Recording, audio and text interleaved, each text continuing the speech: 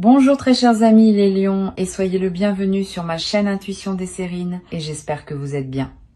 Allez, c'est parti. Quelqu'un enquête sur votre vie, chère âme. Pas ouvertement, pas d'une manière qu'ils admettraient jamais. Ils le font tranquillement, soigneusement et avec un niveau d'intention qui honnêtement me dit tout sur à quel point ils se sentent menacés par vous. Ce qui est vraiment intéressant pour moi, et c'est là que cela devient en couche, c'est qu'ils n'ont pas commencé avec les méthodes évidentes. L'énergie que je ressens suggère qu'ils sont allés voir quelqu'un d'abord. Quelqu'un avec une autorité spirituelle, quelqu'un qui croyait pouvoir lire les gens dans des situations, un médium, un cartomancien, quelqu'un dans ce monde. Ils se sont assis devant cette personne et ont demandé à propos de vous. Ils voulaient savoir ce que vous faites, où vous vous dirigez, à qui vous êtes connecté, mais ce qu'ils ont entendu en retour ne les a pas satisfaits. Et cette insatisfaction est exactement ce qui a mis tout le reste en mouvement. Regardons ce que ces cartes révèlent. Deux cartes ont sauté pendant que je mélangeais. Chère âme, l'une a atterri face visible, l'autre face cachée. Je prends cela comme un signe que cette énergie veut vraiment être entendue aujourd'hui. Quelque chose se fraye un chemin et ne peut plus rester caché. Très bien, chère âme, nous avons déjà ces deux cartes qui ont choisi de se montrer, et maintenant je vais en tirer 7 autres du jeu. Cela nous donne une image complète de ce qui se passe vraiment autour de vous en ce moment. 7 cartes sont placées face cachée sur la table. Je peux déjà sentir le poids de cette énergie juste assise ici. Et honnêtement, c'est dense. Il y a quelque chose de très délibéré, de très calculé qui bouge autour de vous en ce moment. Et j'ai besoin que vous restiez avec moi alors que nous traversons cela ensemble, car ce qui passe n'est pas quelque chose que vous devriez prendre à la légère. Ces cartes sont sur le point de nommer exactement ce qui s'est passé dans votre dos.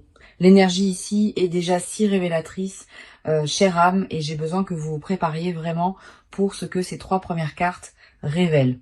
Nous avons le hiérophante, le 6 de pentacle et les amoureux, donc tout de suite je perçois cette énergie d'enquête. Quelqu'un passant par des canaux, par des personnes, par des connexions pour vous atteindre. Le hiérophante me dit qu'ils ont commencé avec une source spirituelle. Le 6 de pentacle me montre des ressources échangées. Et les amoureux, chère âme, ils essaient spécifiquement de cartographier vos alliances. Et cela seul devrait vous dire tout sur leurs intentions. Le hiérophante. Quand cette carte est apparue comme la toute première carte dans cette lecture, j'ai immédiatement ressenti ce sens de quelqu'un assis en face d'une figure d'autorité, quelqu'un qui est censé détenir une connaissance sacrée, quelqu'un qui lie les gens pour gagner sa vie, et c'est exactement ce que l'énergie que je perçois me montre ici. Ce qui est vraiment intéressant, c'est que celui qui enquête sur votre vie, chère âme, n'a pas commencé par les ragots. Il n'a pas commencé en demandant autour de votre cercle social. Il est en fait allé voir un médium, un cartomancien, quelqu'un avec une autorité spirituelle, et il s'est assis et a posé des questions sur vous, spécifiquement. Il voulait savoir ce que vous faites, où vous êtes émotionnellement, à qui vous êtes connecté, quelles opportunités viennent vers vous. Le hiérophante dans cette position me dit que cette personne croyait sincèrement pouvoir extraire des informations sur vous par des moyens spirituels. Elle pensait qu'en consultant quelqu'un avec ce genre de don, elle obtiendrait des réponses claires et détaillées sur votre vie qu'elle pourrait ensuite utiliser. Mais voici ce que je trouve si fascinant à propos de cette carte apparaissant en premier.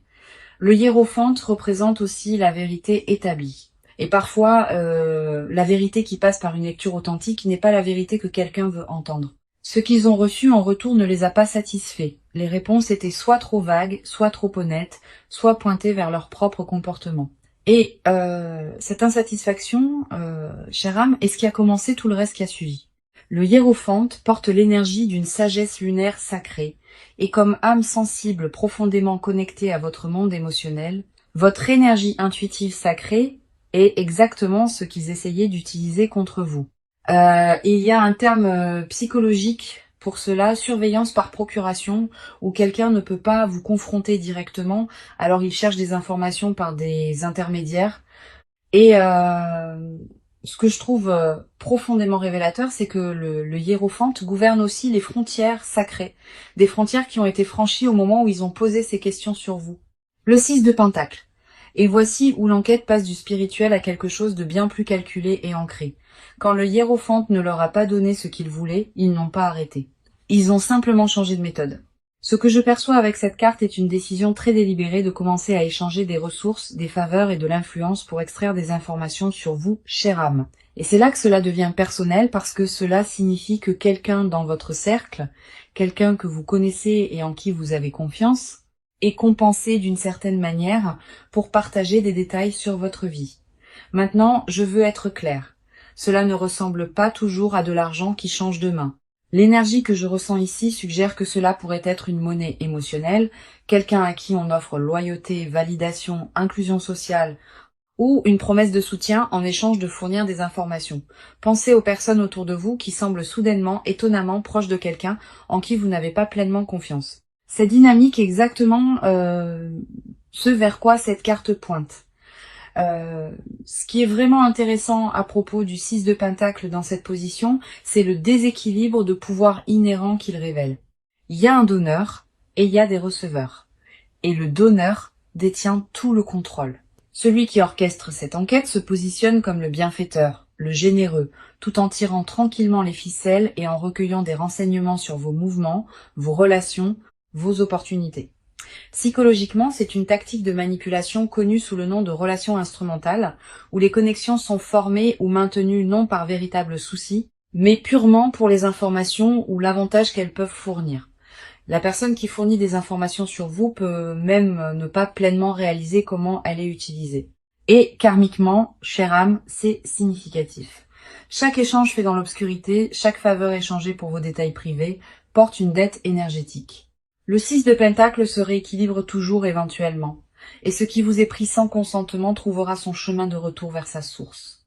Il y a aussi une signature lunaire qui court à travers cette carte, que je ne peux ignorer, et la lune bien sûr, et l'astre qui résonne avec votre nature émotionnelle profonde. Ce que j'interprète ici, c'est que celui qui recueille ces informations sur vous est profondément conscient de votre magnétisme émotionnel naturel, de votre capacité à attirer de bonnes choses, de bonnes personnes et de bonnes opportunités dans votre vie, presque sans effort. Cette conscience pousse leur besoin de vous surveiller à travers ces moyens transactionnels. Ils ne peuvent pas reproduire ce que vous avez naturellement. Alors à la place, ils essaient de le cartographier, de l'étudier, de l'inverser par des informations de seconde main. Et voici ce qui me frappe le plus profondément à propos de cette énergie. Chaque personne qui accepte quelque chose en échange d'informations sur vous confirme essentiellement à l'univers que votre vie vaut la peine d'être étudiée. C'est pas une petite chose, chère âme. Et que cela qu'il le réalise ou non est le plus grand compliment qu'il pourrait jamais vous faire. Les amoureux, et quand cette carte est sortie, quelque chose a cliqué pour moi immédiatement. C'est pas principalement à propos de romance, chère âme. Et j'ai besoin que vous entendiez vraiment cela. Ce que je perçois ici, c'est que la personne qui enquête sur vous est devenue fixée sur une alliance spécifique. Une connexion que vous avez avec quelqu'un d'autre qui court incroyablement profondément. Cela pourrait être un partenaire romantique, oui, mais cela pourrait tout aussi bien être un meilleur ami, un partenaire d'affaires, quelqu'un qui se tient complètement dans votre coin et en qui vous avez confiance avec les parties de vous-même que vous ne montrez pas au monde. L'image dans cette carte montre deux personnes si complètement en harmonie l'une avec l'autre qu'il y a presque un champ de force invisible autour d'elles. Cette bulle sacrée de confiance et de compréhension est exactement ce que l'enquêteur essaie de pénétrer. Il veut savoir à quel point ce lien est solide. Il veut savoir s'il y a des fissures qu'il pourrait exploiter pour créer de la distance entre vous et cette personne. C'est pas de la curiosité passive. C'est de la triangulation stratégique, un modèle de manipulation où quelqu'un s'insère dans une dynamique spécifiquement pour déstabiliser une connexion existante. Votre personne, qui qu'elle soit, fait partie de votre armure énergétique en ce moment. Et à un certain niveau, l'enquêteur le sait déjà. Astrologiquement, les amoureux sont gouvernés par les Gémeaux, le signe de la communication et de la dualité. Et ce que je trouve profondément révélateur ici, c'est que la connexion même qu'ils essaient de cartographier et éventuellement de couper est la chose exacte qui vous fournit le plus de protection en ce moment. Plus cette alliance reste forte, chère âme, plus leur enquête devient difficile.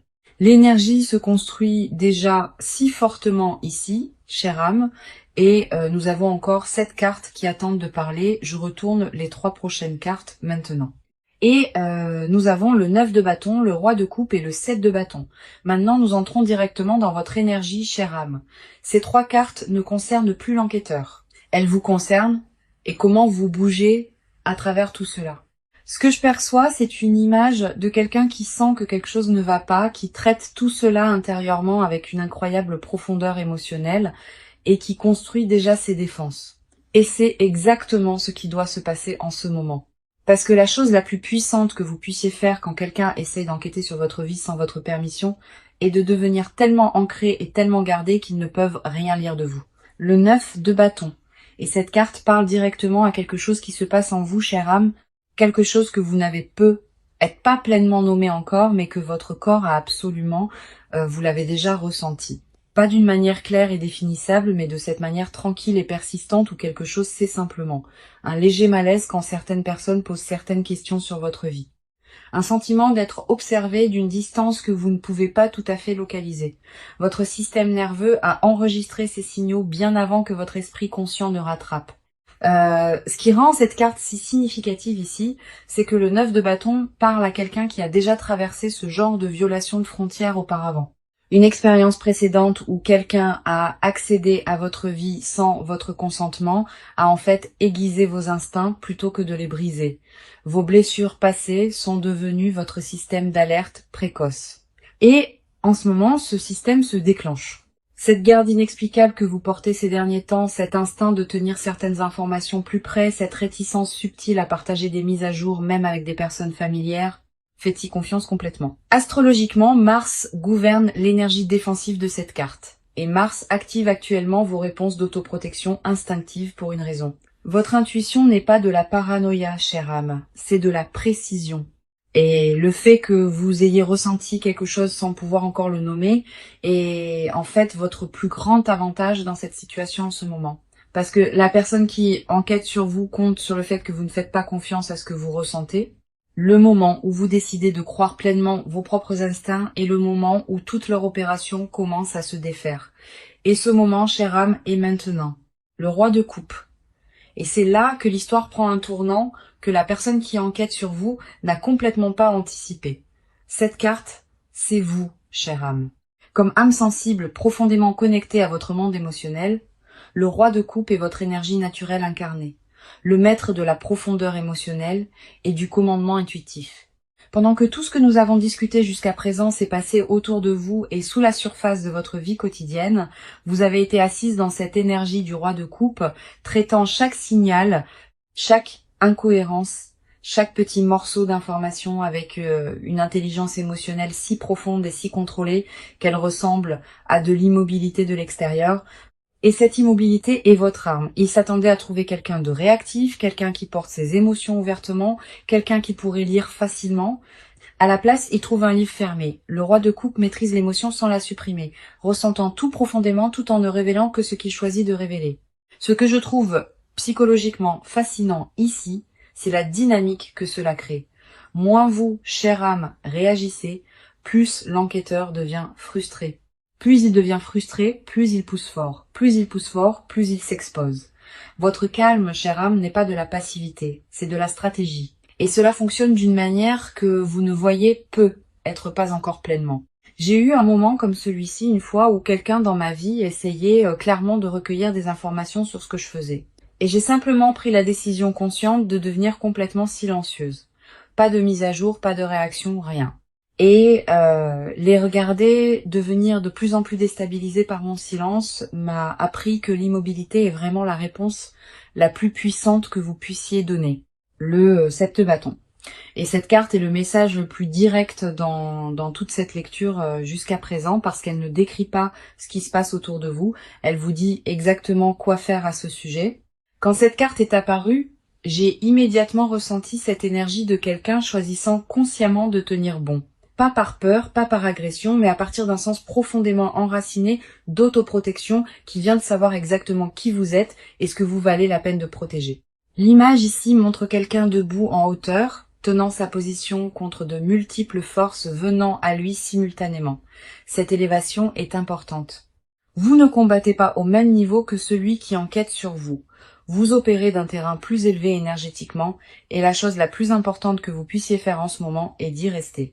Pratiquement, cela ressemble à devenir intentionnellement sélective sur ce que vous partagez et avec qui. Pas chaque mise à jour sur votre vie doit être annoncée. Pas chaque opportunité doit être discutée. Pas chaque relation doit être expliquée. Moins d'informations circulent sur vous dans des espaces que vous ne pouvez pas contrôler, moins de matériel l'enquête à travailler. Karmiquement, c'est significatif. Chère âme, pendant qu'il dépense une énorme énergie à essayer de briser vos frontières, vous avez la capacité naturelle de simplement fermer la porte. Votre protection énergétique n'est pas quelque chose qu'ils peuvent acheter, emprunter ou extraire par un intermédiaire. Elle vous appartient entièrement. Et il y a quelque chose de presque poétique à ce sujet. Ils ont consulté une source spirituelle en premier parce qu'ils sentaient que votre énergie était puissante et valait la peine d'être comprise. Maintenant, la chose même qu'ils craignaient, votre capacité naturelle à vous protéger est le mur exact à travers lequel ils ne peuvent pas passer. Nous entrons maintenant dans la couche finale de cette histoire, chère âme, et j'ai besoin que vous prêtiez vraiment attention à ce que ces 3 dernières cartes sont sur le point de révéler ici. Elles sont l'As de Pentacle, le 7 d'épée et le 10 de bâton, et juste comme ça, l'image devient complètement claire. L'As de Pentacle me dit exactement ce qu'il recherche d'autre, au-delà de simplement l'intelligence émotionnelle à votre sujet. Le 7 d'épée nomme directement l'opération. Et le 10 de bâton me montre ce que toute cette activité secrète a tranquillement fait à vous, chère âme, d'une manière que vous n'avez pu être même pas pleinement reconnu. Ces 3 cartes ensemble sont le cœur de toute l'enquête. Le motif, la méthode et le coup. Et ce qui passe, c'est quelque chose dont j'ai vraiment besoin que vous vous asseyiez avec avant que nous allions plus loin. L'As de Pentacle. Et voici le second motif, chère âme, celui qu'ils n'admettraient jamais, même si vous leur demandiez directement. Quand cette carte est apparue, j'ai ressenti ce sens immédiat de quelque chose de nouveau et tangible se formant dans votre vie. Une graine d'opportunité matérielle qui est soit juste arrivée, soit juste au bord d'arriver. Un nouveau flux de revenus, une opportunité financière, un développement de carrière, quelque chose qui représente une croissance concrète, réelle dans votre monde physique.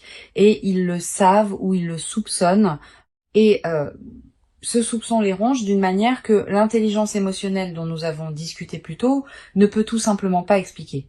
Ce que j'interprète ici, c'est que cette enquête n'a jamais été purement à propos de sentiments ou de relations. Il y a une couche très ancrée, très pratique d'envie qui dirige cela. Quelqu'un dans votre orbite a vu quelque chose changer dans vos circonstances matérielles et veut comprendre exactement comment c'est arrivé, qui vous a aidé, quelles connexions ont rendu cela possible, quelles opportunités viennent encore vers vous. Psychologiquement, cela s'appelle l'envie de ressources et c'est l'un des motivateurs les plus puissants pour un comportement secret. Ils ne peuvent pas vous demander directement parce que cela exposerait leur conscience de votre croissance. Alors à la place, ils recueillent des informations par les canaux que nous avons déjà vus, par des intermédiaires, par des échanges, par l'observation. Votre nouveau commencement, chère âme, est la chose même qui vous rend digne d'être étudié et cela devrait vous dire tout sur où vous vous dirigez. Parce que les gens n'investissent pas autant d'énergie à enquêter sur quelqu'un qui se tient immobile. Ils ne viennent que pour ceux qui sont clairement et indéniablement en train d'avancer vers quelque chose de remarquable. Le 7 d'épée. Et le voici, chère âme, la carte qui nomme tous ceux autour de quoi nous avons tourné dans toute cette lecture, exposée dans une clarté complète et indéniable. Quand cette carte est apparue, j'ai senti quelque chose changer dans l'énergie de cette lecture. Comme un rideau tiré pour révéler exactement ce qui s'est passé dans les ombres de votre vie. C'est la carte de l'opération secrète, de l'information recueillie sous le couvert de l'obscurité, de quelqu'un se déplaçant dans votre monde comme un voleur qui s'est convaincu qu'il est simplement stratégique. L'imagerie ici est frappante et incroyablement spécifique à votre situation. Des figures sombres se déplaçant dans la nuit, soigneusement, délibérément, collectant des morceaux d'informations un par un, tout en croyant qu'elles sont complètement invisibles. Ces figures représentent le réseau qui a été assemblé autour de vous, les intermédiaires que nous avons vus dans le 6 de Pentacle, la sonde d'alliance que nous avons vue dans les amoureux, tout cela coordonné et intentionnel. Ce que j'interprète ici, c'est un effort très organisé pour construire une image complète de votre vie à partir de fragments. Un commentaire ici, une observation là, un morceau d'information échangé contre une faveur, aucun obtenu directement de vous. Tout assemblé dans l'obscurité et rapporté à celui qui orchestre cela. Pratiquement, cela peut ressembler à des personnes dans votre cercle étant inhabituellement curieuses sur des détails très spécifiques. Votre emploi du temps, vos finances, vos nouvelles connexions, vos plans. Cela peut ressembler à des conversations qui semblent désinvoltes, mais se sentent étrangement pointues. Cela peut ressembler à quelqu'un qui vous connaît à peine, sachant d'une certaine manière des choses sur votre vie que vous n'avez jamais partagées avec lui directement. Mais voici où le karma de cette carte devient si significatif. Chère âme, le 7 d'épée porte en lui la graine de sa propre exposition. Tout ce qui est recueilli dans l'obscurité laisse une trace. Chaque échange fait en secret crée un témoin. Chaque personne recrutée dans ce réseau devient un point potentiel de défaisement parce que les personnes utilisées comme instruments réalisent éventuellement qu'elles ont été utilisées.